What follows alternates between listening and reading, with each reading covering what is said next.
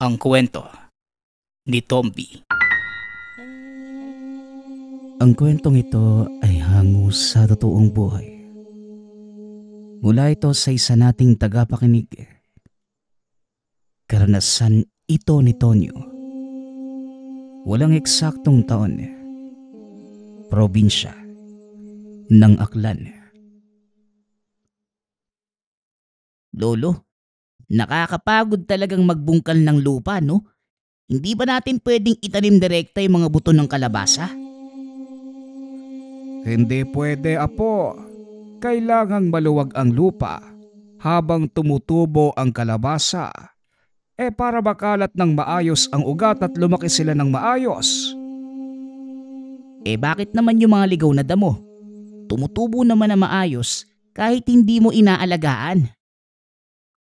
Kasi may kakayanan silang pangalagaan ang kanilang sarili laban sa ibang mga pananim. Kaya nilang mabuhay nang hindi nakadepende sa pag-aalaga ng mga tao.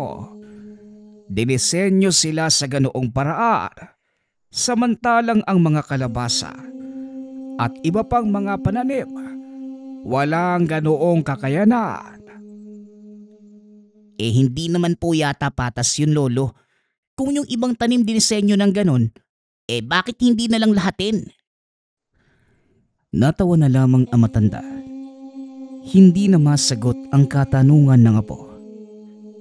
Nang mga panahong yon, 10 taong gulang pa lamang si Tonyo. Namumuhay kasama si Lolo Abel na isang magsasaka. Bukod sa paghahalaman, napakadami din itong alagang baka at kalabaw. Iniwan ng mga magulang ang paslit noong 2 taong gulang pa lamang ito dahil kinailangan nilang magtrabaho. Sa kasamaang palad, naghiwalay ang mag-asawa at nagkaroon ng sari-sariling pamilya. Nakalimutan na si Tonyo. Hindi na ito muling binalikan ng ina. Naawa naman si Lolo Abel dahil wala na ding mag-aaruga sa bata. Minsan din itong kinuha ng pamilya ng ama. Ngunit pinagmalupitan lamang, lalo na kapag hindi nakakapagbigay ng sustento. Nalaman ito na matanda nang minsang bumisita at nanlumo, lalo pa nang makita ang sitwasyon ng paslit. Kaya naman nagpa siya itong kupkupin na lamang si Tonyo. Inako ang responsibilidad ng mga magulang. Pinalaki ng maayos ang bata. Masasabing hindi naman salat sa pangangailangan ang matanda dahil may malawak itong taniman at mga alagang hayop. Sa katunayan, isa sa pinakamayamang magsasaka sa kanilang lugar ang matanda. Ngunit sa kabila ng karangyaan, pinili nitong mamuhay ng simple sa isang maliit na dampa. Hindi lamang basta magsasaka si Lolo Abel. Kilala din ito bilang mahusay na manggagamot. Bagaman hindi gaanong tumatanggap ng pasyente, may mga taong makakapagpatunay na may kakayanan itong magpagaling na mga karamdaman. Marami ang nagtataka at naiinggit sa matanda.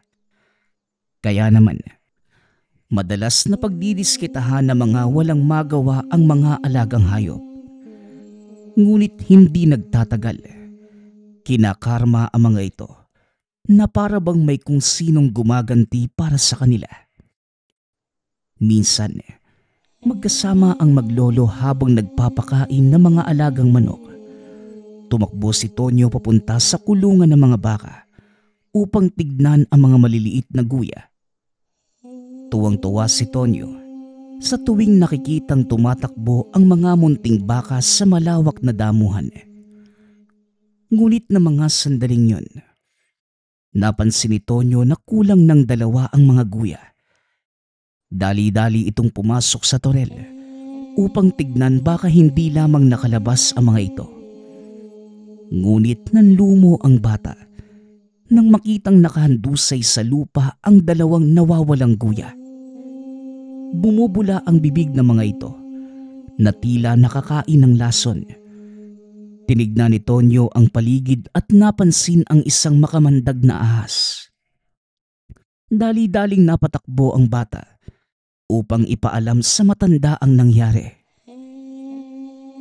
Sigurado ka ba sa sinasabi mo, Tonyo? Paano magkakaroon ng kobra sa lugar na ito? Hindi naman lumalaki ang ganong uri ng ahas sa probinsya natin.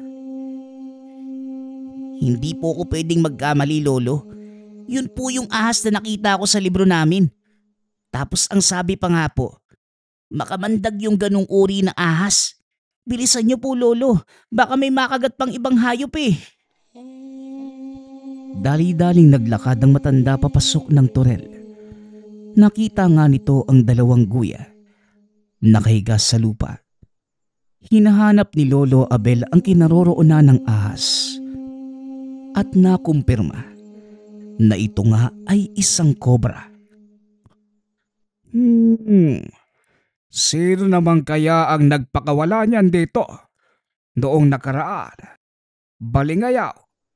Ngayon naman kobra. Ano na kaya sa susunod ang pakakawala ng mga taong ito? Alam mo, Lolo, pag nahuli ko sila, ipapasipa ko yung mga yung kay Crypto. Teka, nasan nga pala yun? Iniikot nito ang tingin sa paligid. Maya-maya pa sumipol ang matanda. Lumantad ang isang napakatikas na toro. Ayan ang kaibigan mo. Kumuha ka ng mga damo at tubig. Lagyan mo ng kaunting asin para ganahan siya sa pag-inom. Dali-dali namang tumakbo si Tonyo para sundin ang utos na matanda. Lingid sa kaalaman ng bata na ito ay hindi pangkaraniwang toro. Mukhang may hindi na namang magandang nangyari sa Torel. Anong may paglilingkod ko sa iyo, Tandang Abel? Walang nakakaalam na isa itong maharlikang engkanto na naging gabay na matanda simula pa noong tanggapin niya ang pagiging manggagamot. May dalawa na namang guya ang napatay. Sa pagkakataong ito, kobra naman ang kanilang ginamit.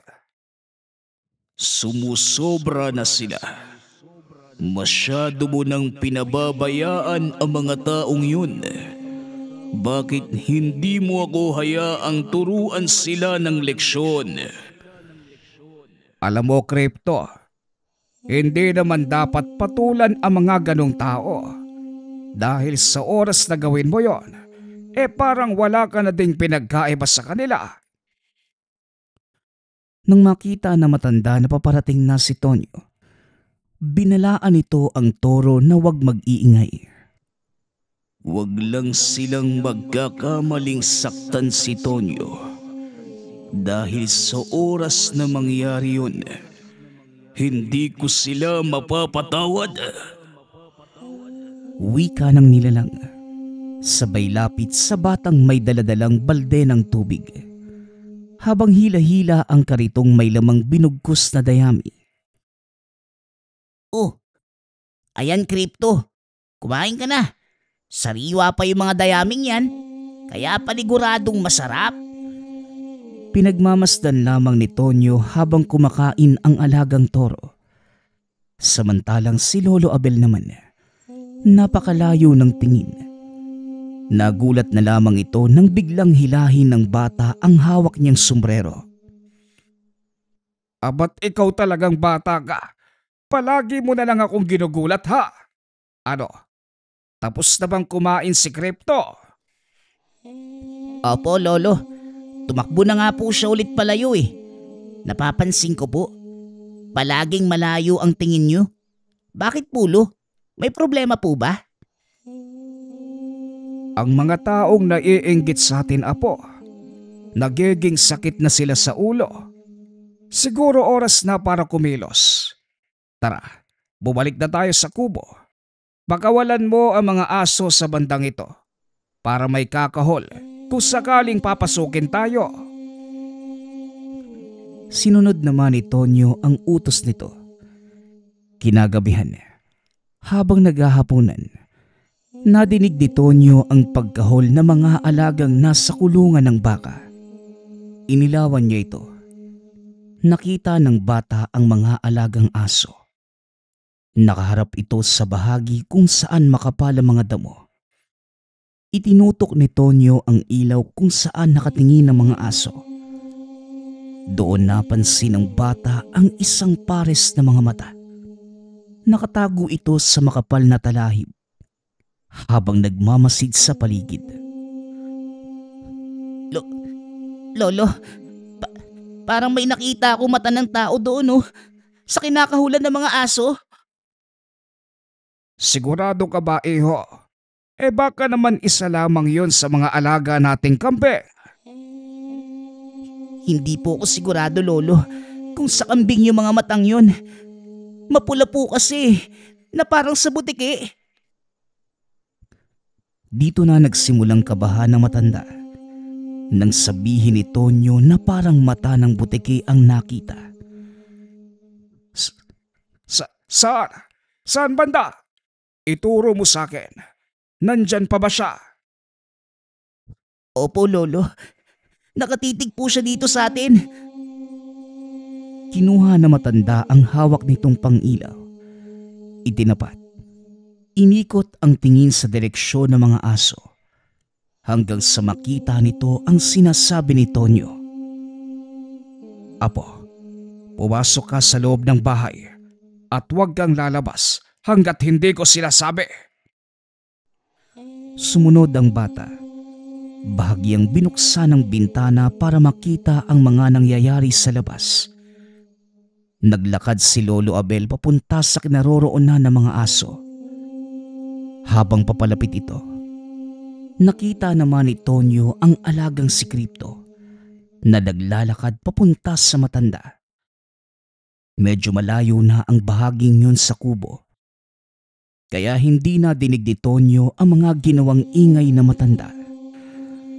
Mukhang napansin mo na din ang nilalang na yan, Tandang Abel. Hindi ko siya ginagalaw.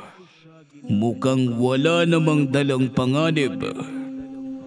Abat, kanina mo pa pala lamang tungkol sa nilalang na ito? Oo, nakita ko siyang pumasok sa ating teritoryo.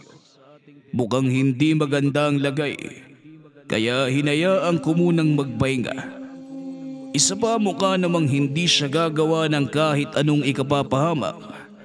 Lalo pat bantay sarado ng malalaking aso ang lugar na ito. Halika, Crypto. Samahan mo ko. Lapitan natin ang nilalang na yan. Gusto kong malaman kung ano siya. At para matignan na din kung ano ang nangyari sa kanya. Naglakad ang mga ito papunta sa pinagtataguan ng nilalang. Napansin nilang tila natatakot ito. Lalo pa nang makita si Crypto. Huwag kang mag-alala. Hindi ka namin sasaktan.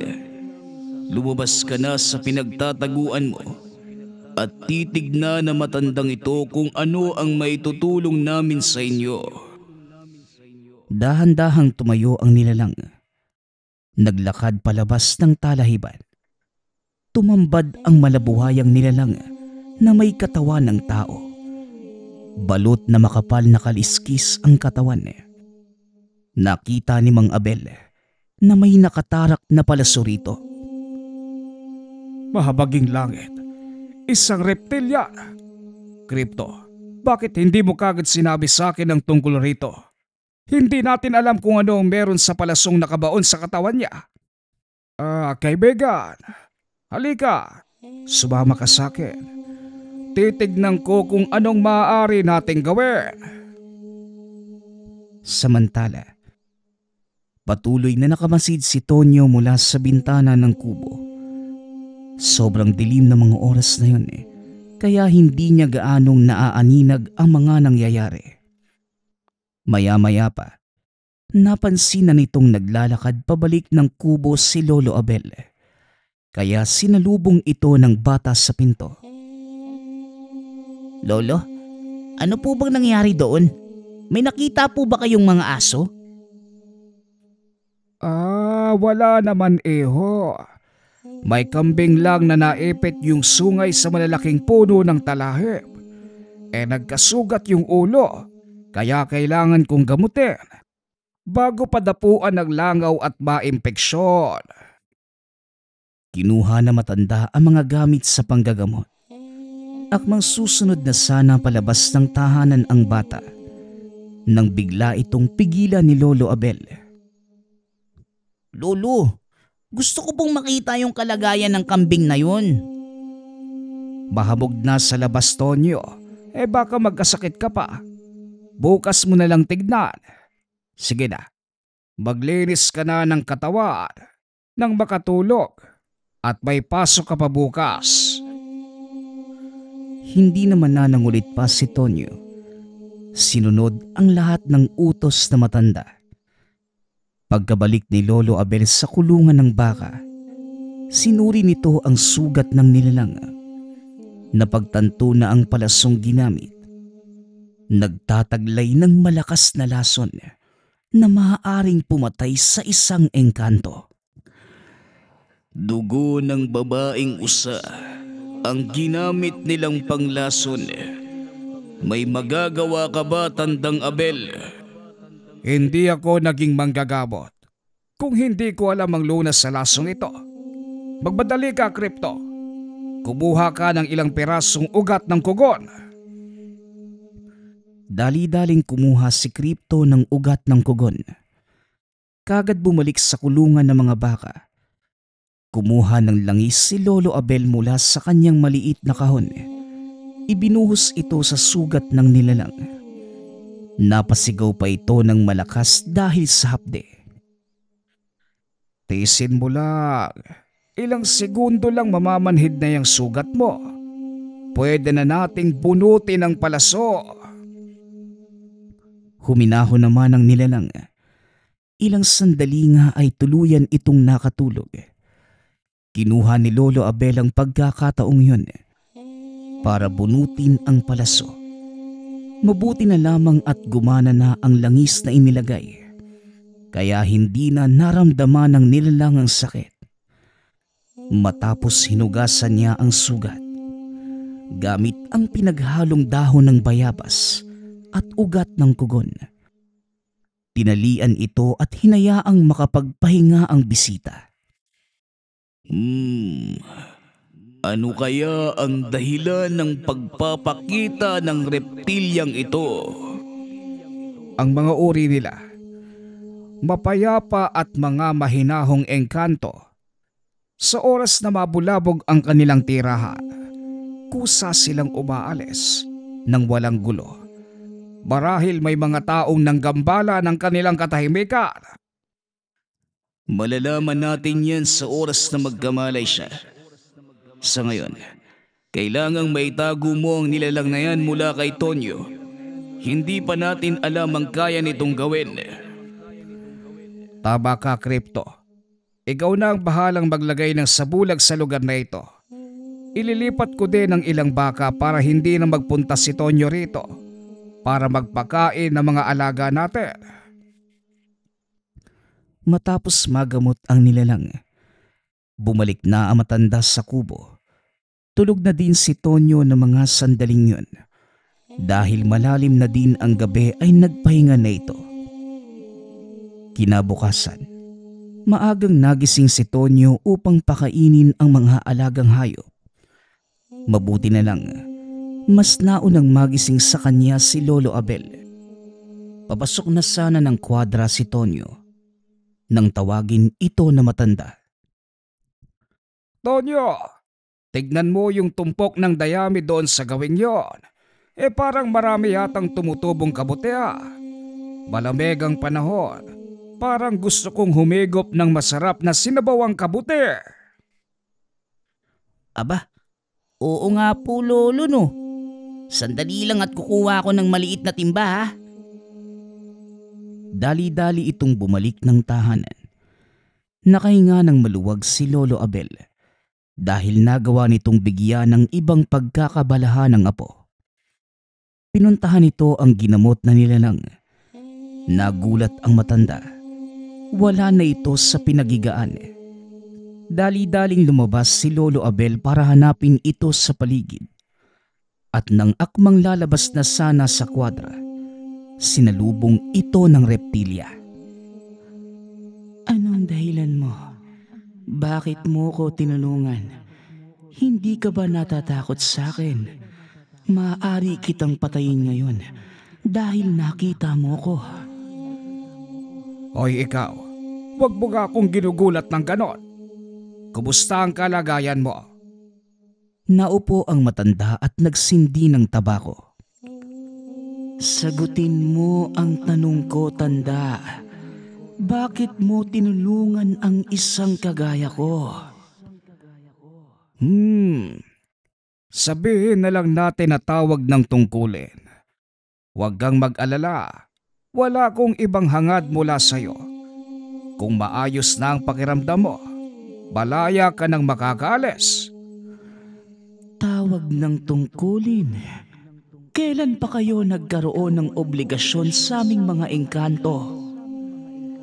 Biglang lumitaw si Crypto mula sa likod nito at sinabing, Bakit ba hindi ka na lang magpasalamat sa matanda? Ang dami mo pang sinasabi. Isang mahalikang engkanto. Nakikisalamuha sa mga tao. Bakit mo ibinaba ng husto ang iyong sarili? Hindi ko ibinaba ang aking sarili. Naramdaman ko lang na ito ang dahilan kung bakit ako nabubuhay. At ayusin mo ang pananalita mo sa harapan ko. Dahil kahit kailan, hindi ko tinalikuran ang pagiging maharlika. Mga hangal kayo. Kung inaakala niyong magpapasalamat ako, sana hinayaan niyo na lang akong mamatay. Dahil sa oras na malaman ng mga kalaban ng aking angkan na tinulungan niyo ko, paniguradong mapapahama kayo. Mapapahamak? Sa anong paraan?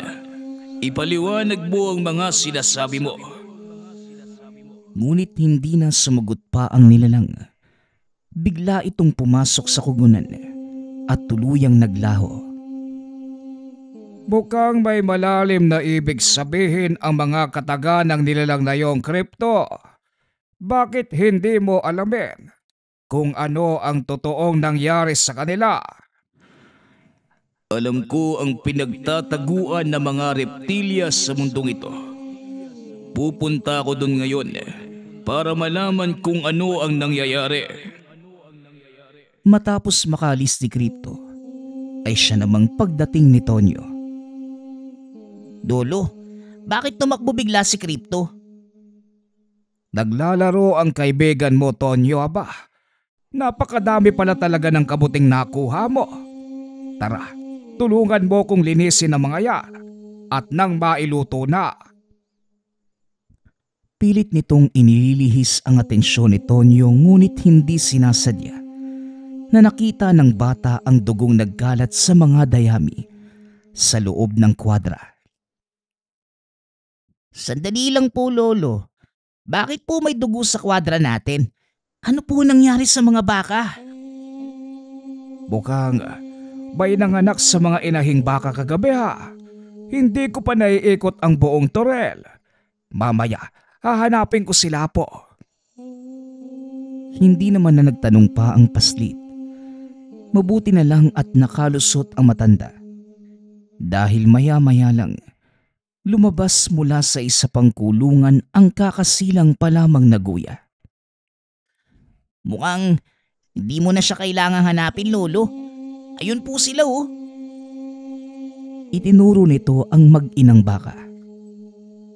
Abay, oo nga no. O siya, tara na. Pabayaan mo muna silang mag-ikot sa buong pastulan. Nakahinga ito ng maluwag. Ang buong akala ni Lolo Abel, malalaman na ni Tonyo ang sikreto. Kinagabihan, habang natutulog ang bata ay dumating si Crypto. Dali-daling lumabas sa matanda upang salubungin ito. Masamang balita, Tandang Abel. Mukhang tama ang sinasabi ng reptilya.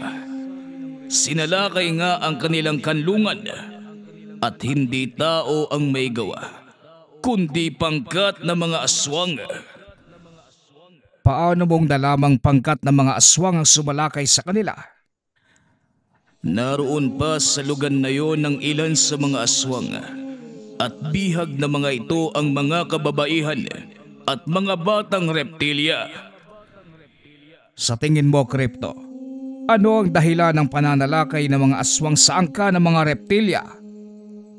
Isa lang ang nakikita ko, Tandang Abel. Yun ay ang matagal ng hidwaan ng dalawang lahi. Kung matatandaan mo, nagsimula ang sigalot sa pagitan nila dahil sa agawa ng teritoryo.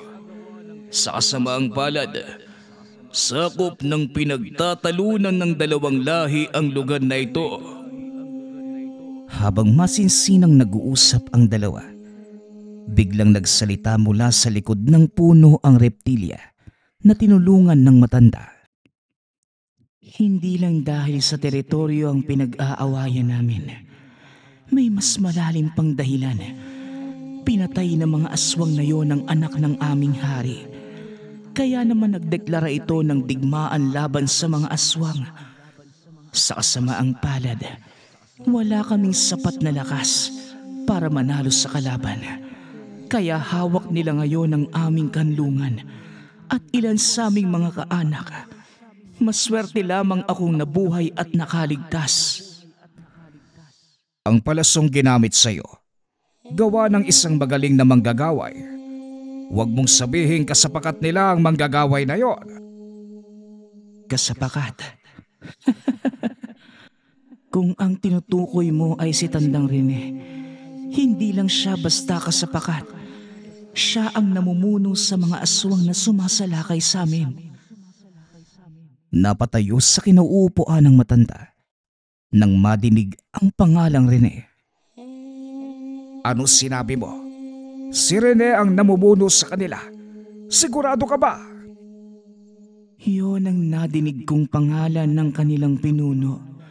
Hindi ko din alam kung bakit nanaisin ng isang tao na makisali sa gulo ng mga engkanto at elemento. Kapangyarihan at karapatang pamunuan ang ilang malalakas na angka na mga elemento, kagaya ng aswang. Simula pa man noon, talagang hayok na sa kapangyarihan niyang si Rene. Ang akala ko nga patay na ang manggagaway na yan eh. Anong binabalak mo ngayon, Tandang Abel? Wala tayong gagawing Crypto hanggat hindi siya nagdudulot ng problema sa aking bukirin. Wala silang magiging problema sa akin. Pero sa ginawa niyong pagtulong sa akin, damay na kayo sa hidwaan. Pasensya na, Tanda. Mukhang napasama ang paggamot mo sa mga sugat ko. Sana hinayaan mo na lang akong mamatay. Hindi ko naman maaaring hayaang mamatay ang isang nilalang sa loob ng aking teritoryo. Damay na kung damay. Mas mabuti na nga ganito ang nangyari at nalaman kong buhay pa si Rene. Mukhang nangangailangan ito ng malakas na mga kasangga. Hayaan mong tumulong ako, Tandang Abel, dahil ito ang sinumpaan kong tungkulin sa iyong ama noon. At ngayon, isa sa katuparan ko naman ito sa iyo. Hindi sapat ang pwersa niyong dalawa. Lalo na ikaw, Tandang Abel. Masyadong malakas ang pinagsamang pwersa ng mga aswang at ni Tandang Rene. Huwag kang mag-alala. Kilala ko ang karakas ni Rene. Alam ko ang kahinaan niya. Kaya kung maaari, bumalik ka sa mga kalahi mo at balaan sila. Magpahuli ka kung kinakailangan para makarating sa kanila ang babala. Sa kalagitnaan ng pag-uusap ng tatlo, biglang nagsalita si Tonyo. Lolo, sino po yung mga taong yan? Bakit po si... Hindi na ituloy ng bata ang sasabihin. nang mapagtanto na hindi tao ang kausap ng matanda. Bakit gising ka pa? Ikaw talagang bata ka. Sige na nga mga kasama, umalis na muna kayo. Nakatulala lamang si Tonyo na mga oras na yun. Hindi ito nagsasalita. Tonyo po, ayos ka lang ba? Anong nangyari sa'yo? Sinampal-sampal pa na matanda ang bata hanggang sa makabalik ito sa wisyo. Si Crypto po ba yung nakita ko kanina? Bakit po naging tao yung kalahati ng katawan niya? Ay nako, mukhang wala na akong magagawa kundi sabihin sa'yo ang totoo. Tonyo, makinig ka. Si Crypto ay isang maharlikang engkanto. Siya ang tinatawag kong gabay. Gabay, Lolo? Bakit po may gabay kayong engkanto? Sa pagkakataong yun, si Crypto na ang sumagot. Hindi pangkaraniwang tao ang Lolo Abel mo, Tonyo. Isa itong mahusay na tagapamagitan. At ako naman ang engkantong gabay niya na tumutulong panatilihin ang kaayusan sa mundo ng mga tao. Ganun po pala. Ibig sabihin, may kapangyarihan si Lolo Abel? Ang galing naman! Imbis na matakot, nagtatalon pa ito sa saya. Tumatakbo pa paikot sa kinatatayuan ni Crypto. Oo, Tonyo. Makapangyarihan si Lolo Abel mo. Ewan ko nga ba kung bakit hindi niya ito sinasabi sa'yo. Dahil hindi pa ito ang tamang panahong, Crypto. Ngunit wala na akong magagawa. Tadhana na mismo ang naglantad sa aking sikreto. Ngayong alam mo na ang totoo. Mangako ka sa akin, Tonyo, na wala kang pagsasabihan ng tungkol sa lihim natin. Napatango na lamang ang paslit bilang pagsang-ayon. Magdamag itong nakipaglaro kay Crypto. Masayang masaya ang apo mo sa mga nalaman niya. Hindi naubusan ng enerhiya ang bata, kundi pa sisikat ang araw. Kalong-kalong nito ang tulog na si Tonyo. Naloko na. Hindi na naman makakapasok ng paaralan yung batang yan. Bueno, maaari bang ikaw na ang magdala sa kanya papasok sa bahay, Crypto? Binuhat nito ang paslit. Dinala sa loob ng tahanan. Matapos ay bumalik ito kay Lolo Abel para makipag-usap.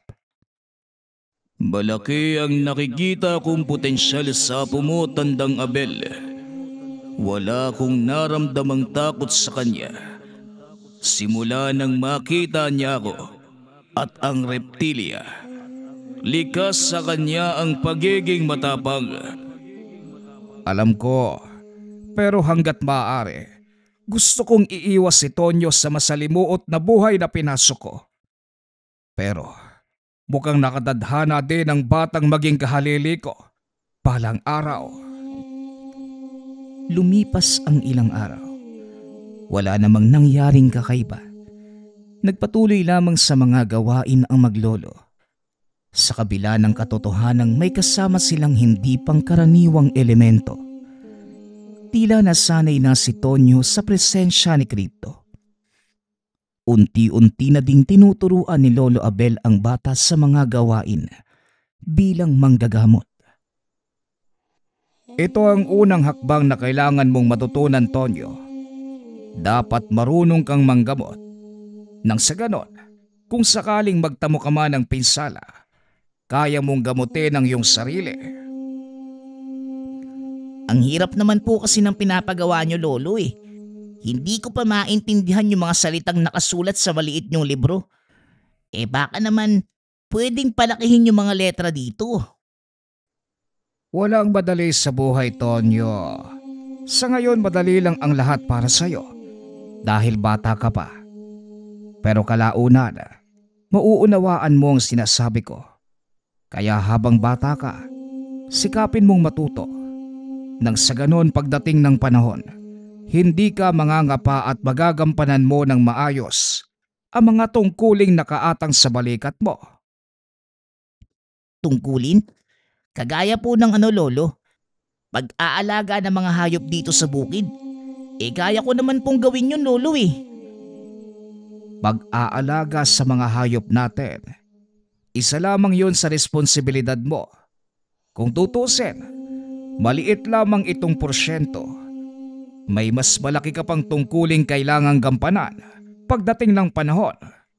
O siya, ipagpatuloy mo ang pagbabasa ng mga dasal na yan.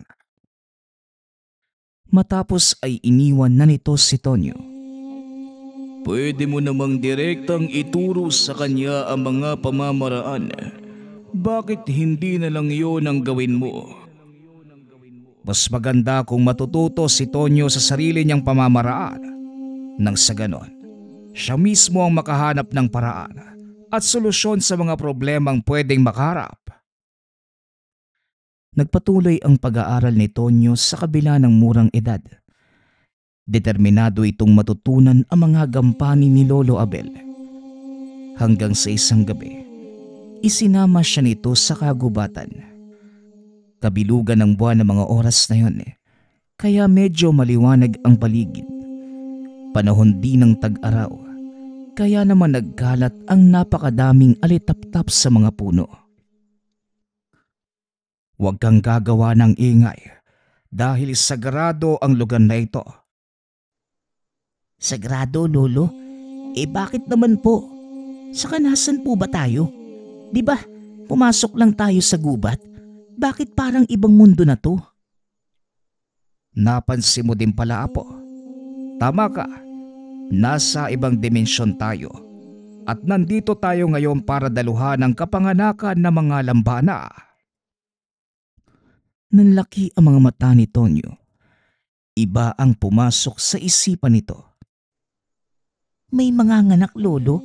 Hindi ba nakakahiya yun? Iba yata yun nasa isip mo . Ang mga lambana, hindi isinisilang kagaya ng mga tao. Ngunit mapanganib para sa kanila ang maiwang walang nagbabantay. Tignan mo ang maliit na lawang yon. Itinuro ng matanda ang lawang puno ng malalaking bulaklak. Hindi pa namumukadkad ang mga ito. At ayon pa kay Lolo Abel, sa mga bulaklak na yun isisilang ang mga munting lambana. Lolo, kailan po magsisimula yung pagsilang nila? Kapag ang buwan ay nasa sentro na ng kalangitan, saka magsisimulang mamumukadkad ang mga bulaklak na yan at lalabas mula sa mga ito ang mga bagong lambana. Maya-maya pa, nagsidatingan na ang maliliit na elemento. Nabalot ng liwanag ang buong paligid, dahilan para maakit ang iba pang mga elemento. Naglabasan mula sa mga puno ang napakapapangit na mga nilalang. Isa-isang lumusong sa lawa ang mga ito. Ngunit hindi nila magawang makalapit dahil sa mga maliliit na elementong umaatake sa kanila. Sila naman ang mga lamang lupa na kinatatakutan ng mga lambana. Kinakain nila ang mga bagong silang na sanggol. Kaya karamihan sa mga ito, hindi na nagagawang makaligtas. Kung ganun, bakit hindi natin sila tulungan lolo? Dumampot ito ng patpat. Sinimulang paghahampasin ang mga lamang lupa. Pinalibutan ng mga ito ang paslit. At akmang kukuyugin na nang biglang dumating si Kripto. Sa isang hampas ng kamay, nagsipagliparan ang mga nilalang at hindi na muling bumalik sa lawa. Ilang sandali pa, tuluyan ng sumikat ang buwan. Isa-isang namukadkad ang mga bulaklak. Dinaluhan ito ng mga lambana. Tumambad kay Tonyo ang mga maliliit na sanggol. Napakatingkad ng liwanag na mga ito at napakalamig sa tenga ng mga munting iyak. Umikot sa lawa ang paslit. Pinagmastang mabuti ang unti-unting paglabas ng mga pakpak na mga munting sanggol. Ilang sandali pa ang nakalipas. Lumipad na ang mga ito at pinalibutan si Tonyo. Tuwang-tuwa naman ang bata sa napakagandang tanawin. Ngunit nanlumo ito nang biglang maglaglagan ang mga matatandang lambana. Lolo, bakit po sila naglaglagan? Ano pong nangyayari? Sa tuwing isinisilang ang mga bagong lambana, apo, namamatay ang mga matatanda. Ito na ang kanilang buhay, Tonyo. Dinala kita rito para matutunan mo ang isa sa pinakamahalagang aral sa buhay. Aral? Ano naman po yun, Lolo? Ang mga lambana ay may ginagampanang mahalagang papel sa parehong mundo ng mga tao at engkanto. Sila ang nagiging daluyan kung bakit dumalago ang mga kagubatan dito sa atin. Dahil may kapangyarihan silang magpagaling na mga may sakit na halaman. Dahil dito, dumarating sa puntong nauubos ang kanilang enerhiya at sa bandang huli, tuluyang mamamatay. Ngunit sa pamamagitan ng ibinigay nilang lakas sa kalikasan, isinisilang ang mga bagong lambana.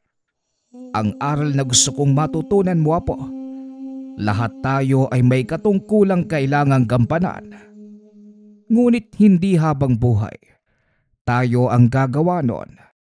Darating ang panahon, manghihina ang katawang lupa natin, makakalimot ang isipan, tuluyang mamamaalam sa mundong ito. Ngunit dahil sa mga legasiyang iniwan natin sa mundo, may mga taong pinili para sundan ang mga yabag natin at ipagpatuloy ang ating mga nasimulan. Ang ibig sabihin ni Tandang Abel, darating ang panahong mamamatay siya at ikaw ang magpapatuloy ng kanyang nasimulan. Kaya inihahanda ka dahil may mabigat na responsibilidad na nakaatang sa iyong balikat. Nauunawaan ko na ngayon, Crypto. Si Lolo Abel, hindi na magtatagal. Kaya kailangan kong matutunan ang lahat ng kaalaman mula sa kanya para magampanan ko ng maayos ang nag-aantay sa aking tungkulin. Hindi akalain ni Lolo Abel na madidinig niya ang mga katagang ito sa isang 10 taong gulang na bata. Nanatili ang mga ito sa lugar hanggang sa sumikat ang araw para masigurado ang kaligtasan ng mga bagong silang na lambana. Pag-uwi ng tahanan, laking gulat ni Lolo Abel dahil may lalaking nakatayo sa harapan ng tahanan. Lolo, mukhang may bisita po tayo ah. Sino po sila? Pasensya na po at natagalan kami sa pangangahoy ah. Ano pong may tutulong namin sa inyo? Marahang lumingon ng lalaki. Gumiti ito sa kanya. Nanlaki ang mga mata ni Lolo Abel nang mapagtanto na ang taong yun walang iba kundi si Mang Rene. Napakabait mo pala talagang bata. Gusto ko lang sanang makausap ang Lolo Abel mo. Nandito na din pala siya. Ayun po si Lolo. Antayin niyo na lang po siya rito. Sige po, mauuna na ako ha. Kailangan ko pang magpakain ng mga alaga naming hayop eh. Dali-dali itong tumakbo papunta sa mga kwadra. Sumunod naman si Crypto sa paslit para protektahan ito ayon sa pag-uutos ni Lolo Abel. Anong ginagawa mo sa lugar na ito, Rene? Hindi ba't matagal ka ng patay? Yan ba ang naging akala mo? Pasensya na. Pero hindi ako nagawang patayin ng iyong ama. Kaya ngayon, maniningil na ako sa lahat ng ginawa niya sa akin. At dahil wala na siya, ikaw na ang mananagot. Mukhang nakakalimutan mo yatang nasa teritoryo kita. Sigurado ka ba sa gusto mong gawin? Wala akong pakialam kung nasaang teritoryo ako. At isa pa, hindi ako susuong sa isang labanan kung wala akong dalang sapat na bala. Naglabasan sa paligid ang mga maiitim na nilalang. Biglang napatakbo pabalik sa kinaroroonan ni Lolo Abel si Tonyo. Lolo, may mga aswang. Kinakain din na yung mga baka natin. Nakasunod pa rin sa kanya si Crypto na may hila-hilang aswang. Inihagis niya ito sa harapan ni Tandang Rene. Isang mahalikang engkanto. At buhay ka pa pala, Crypto. Oo, buhay pa ako at handa na muling makipagsagupaan sa'yo. Dali-dali itong lumapit sa tabi ni Lolo Abel. Alam mo Rene, hindi ko akalain na magkakaharap pa tayong muli. Pero nandito na to. Ano pa bang magagawa ko? Naglakad ito palapit kay Tandang Rene. Ngunit biglang umatras ang matanda. At saan nang gagaling ang enerhiyang yan? Ano bang tinutukoy mo? Wala namang ibang tao dito maliban sa akin at kay Crypto. Hindi nang gagaling sa'yo o sa maharlikang engkanto ang enerhiya, kundi sa batang yan. Saan nang gagaling ang kanyang kakayanan? Napalingon si Lolo Abel kay Tonyo na nooy nakatitig lamang kay Tandang Rene. Maging ang mga aswang na kasama nito, tila naramdaman ang kakaibang presensya ng paslit. Huwag ka nang magulat. Apo ko ang batang yan. At ikatlong henerasyon mula sa akin. Kaya paniguradong namana nito ang kapangyarihan ng aking lolo. Hindi ako naniniwalang minana niya ang kakayanan ng iyong Angkan Abel. May iba pa akong nararamdaman. Hindi lubos na maunawaan ni Lolo Abel ang ibig sabihin ng manggagaway. Hanggang sa nakita nitong nagliwanag ang katawan ng bata. Napansin din ito ang pagtubo ng tila gintong sungay sa ulo ni Tonyo. Ngayon, mas nauunawaan ko na ang ibig mong sabihin. Ang kakayanang taglay ng aking apo ay mula sa kanyang mga gabay. Biglang lumitaw ang dalawang malalaking imahe sa likod ng bata. Pinagsusugod ang mga tauhan ni Tandang Rene. Hindi ito makapaniwala sa mga nakikita. Dahil dalawang mahalikang engkanto ang gabay ng apo ni Lolo Abel. Lolo, hindi ko po alam kung saan sila nanggaling. Pero ramdam ko na kaibigan ko po sila. At sabi ng isa sa kanila, tutulungan daw nila tayong talunin ng mga aswang. Alam ko apo, ang totoo, hindi ko akalaing pagpapalaing ka ng ganitong uri ng kakayanan. Masaya ko dahil sa kasalukuyan mong edad, nagawa mong tawagin ang mga gabay mo. Pinagmasda ng matanda na makipaglaban ang tatlong maharlikang engkanto. Nakatayo lamang din si Tandang Rene habang tinitignan ang unti-unting pagkalagas ng mga tauhan. Hindi ako makakapayag na maulit ang kasaysayan. Hindi na ako ang magiging talunan sa pagkakataong ito. Binato nito ng tigalpo si Tonyo, ngunit nagawa itong sanggain ni Lolo Abel. Nasaan ang karangalan mo, Rene? Papatulan mo ang isang paslit. Ako ang harapin mo. Nagpalitan ng atake ang dalawang matanda. Malakas na manggagaway si Tandang Rene. Ngunit mas mahusay sa larangan ng kombate espiritual si Lolo Abel. Nagagawa nitong kontrahin ang mga atake ni Tandang Rene. Samantalang si Tonyo naman at ang tatlong maharlikang engkanto patuloy na kinakalaban ang mga aswang. At dahil sa pinagsamang lakas ng tatlong elemento, napilitang umatras ang mga aswang. Bilisan mo, Tonyo. Sumakay ka sa likuran ko at hahabulin natin ang mga tumatakas na aswang. Dali-daling tumalon ang paslit sa likuran nito habang nagbabago ng anyo. Mag-iingat po kayo, Lolo. Huwag po ninyo akong alalahanin. Nasa pangangalaga po ako nila Crypto. Wika ni Tonyo habang papalayo sakay ni Crypto. Nasundan nila ang mga aswang papunta sa kanlungan ng mga reptilya. Nadatna nila ang mga ito na sinasaktan ang mga kawawang nilalang. Nakaramdam na matinding awa si Tonyo, lalo na sa mga batang reptilya. Marahang ibinaba ni Crypto ang bata.